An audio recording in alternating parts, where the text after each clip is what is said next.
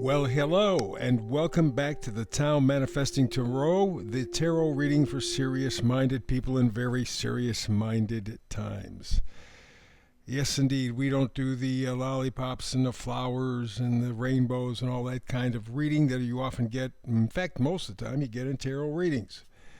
They are coming up with stuff to get you to link into their message. And so they'll throw out a lot of cards, they'll throw a lot of things, but what they do is they end up spreading out the story to such an extent, so many tentacles, that it's hard to grasp a single message. And that's the point of this tarot reading.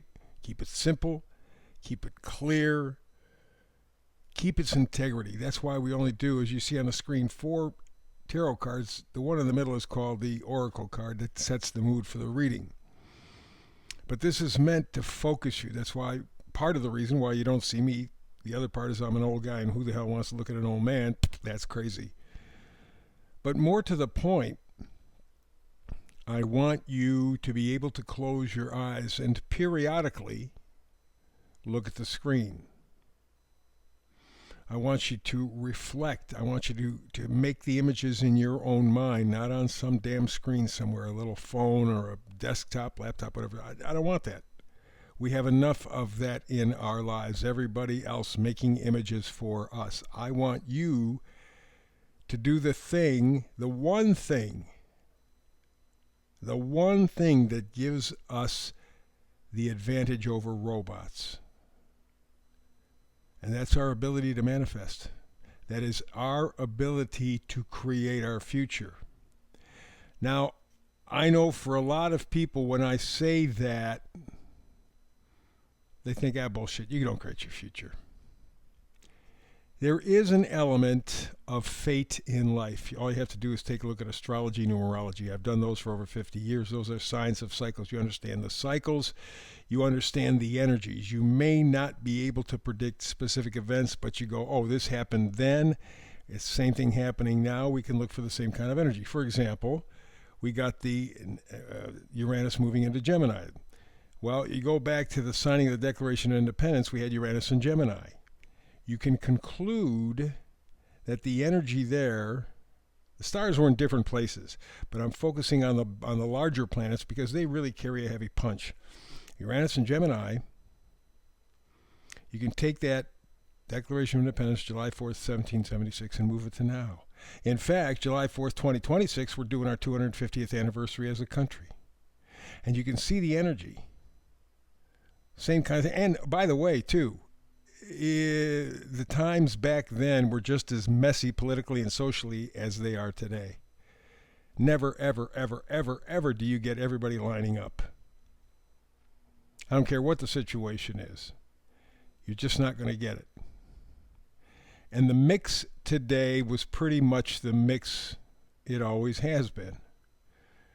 You have 1/3 of the people who are against everything. You have 1/3 of the people who are favorably imposed or exposed or inclined, I think is the word I'm looking for. And then you have the middle third who don't give a damn one way or the other. They'll flip and switch. Doesn't make any difference. But 1/3 no, 1/3 yes, and then 1/3 in the middle maybe. It's always been that way. So the fact that there is this kind of social stuff going on and political stuff going on shouldn't deter anybody. This is the way human nature is. Okay? And so I come here with Manifesting Tarot. Very simple, very clear, very direct. I'm only going to give you a single message. That single message is what you have to manifest around. And we manifest all the time, but we do it negatively. I hope that never happens. Oh man, I'm so worried about this. Oh, if this, and it happens many times.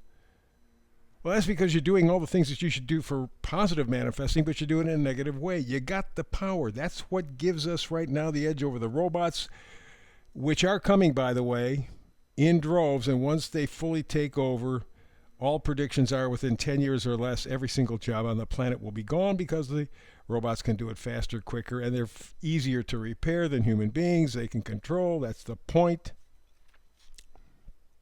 So your one advantage is your ability to manifest, and that's what I want to focus on. So very simple reading, 4 cards from tarot, one is kind of a theme card, and we get to it. So that by the end of the reading, you have a very clear, concise energy to say yes or no to. And tarot is the science of potential. It's not a science of cycles. You cannot predict with tarot. You either get in or get out, get in or get out. Yeah, I'm feeling that vibe, so I'm going to take off, or it really doesn't resonate with me. That's okay, that's fine, because 80% of the people at every single reading, whether it's astrology, numerology, tarot, 80%, 85% of the people just don't resonate with it. But there's about 10 or 15% that go, whoa, whoa, whoa, I'm feeling something. If you're one of that 10 or 15%, you got a green light, go. The others, I do a brand new reading every day, 365. If you don't get it today, it's tomorrow, next week, next month. Don't worry about it. Tune in every day. Check out. You may learn a little bit every day, but the tarot frequency won't match with you, but at some point it will. So I look forward to our continuing relationship. Let's get to the tarot reading. Middle card, Oracle card, message in a bottle. This is something I don't think that's used anymore. We don't have to. We have electronic communication. So we can instantaneously, which is amazing, instantaneously communicate around the planet in a matter of seconds. But there was a time, 200, 300, 400 years ago, where people regularly would put messages in a bottle, cork the bottle, and toss it into the ocean. And then hopefully somebody would pick it up somewhere else in the ocean, down the road somewhere, so to speak, and they would get the letter and maybe respond back. Not that it would get back to the person who sent it, but, you know, it was kind of ancient global communication, if you will. So this line here, message in a bottle, means that you're going to get a message that's unexpected, unanticipated. It'll come virtually out of nowhere, catch you by surprise. But it will be a message that resonates. And that's what's going to toss you. In fact, at first, you may reject the message. But at some point, you're going to know that it resonates, it connects. And because it connects, it throws you off balance. Number up in the left-hand corner is 15. 1 is beginning. 5 is making change. 1 and 5 together is 6. That's the beginning of manifestation. That's what this message in a bottle, this message out of nowhere will do. It will... Look at it this way. It's like striking a match or a lighter. The next step will be to take that match or lighter to a candle. Okay? That's what it's going to do for you. It's boom, boom, wow. Now what's your next step? And what's going to make it so tough is because it is a message in a bottle. It comes out, you couldn't predict it, you couldn't even guess it, you couldn't intuit it, nothing. It just boom, out of nowhere. But it's a vital message. That leads us to our first card all the way on the left, Knight of Swords. Knights are always bringing gifts. Knight of Swords is bringing new information. That's what swords are all about, by the way. It's information, it's beliefs. And the Knight of Swords talks about incisiveness, intelligence, acting with certainty. That's what this message is going to do. Like I said, one of the things that catches you outside of the fact that it comes out of nowhere, unexpected, it resonates. And that's what throws you. It's enough that it surprises you, but what's even more profound is the fact that it connects on a soul level. And that's the energy that the Knight of Swords brings. And when that message is received, we go to the next card, the Tower card. where at that point, some area of your life is going to change, is going to be an upheaval. And when that happens, now it gets tricky because you're going to need strength. Or maybe this information from an unexpected source that gives you this whole new perspective gives you strength.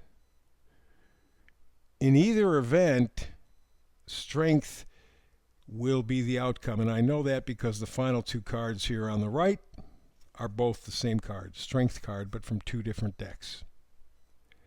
So you will, with this surprising information that really gives you a completely different view of your life or some aspect of your life, will push you to the next step, to the next level. You can't walk away from it. You can't escape it. And you may not want to. You may, for the first time in your life, feel empowered. This is profound, and really what makes it profound is the fact that it is the message in a bottle. It comes out of the blue, literally. The meme for today is the physical mind is limited, but the intuitive mind is limitless. Don't limit yourself. Keep your ear to the ground, so to speak. And that's really what this may do. This new information from an unexpected source means that you really have to listen. As the expression goes, you got your ear to the ground. You're listening for something that's distant, that you can't actually see, but you can hear, you can feel. Keep your ear to the ground because the intuitive mind is limitless. And that may be the discovery. That may be what exactly gives you the strength to step forward. This is a powerful, powerful reading. And if it is resonating with you, pay attention. You're getting ready for a whole new chapter in your life. I think you'll be amazed and pleasantly surprised. Although, believe me, it is going to take a lot of inner strength, but I think you're prepared. That's the reading for today. Back again tomorrow with another Tao Manifested reading between now and the next time you and I get together, and I hope that's tomorrow. I look forward to us sitting down every day. But in any event, between now and the next time we do get together, peace and blessings.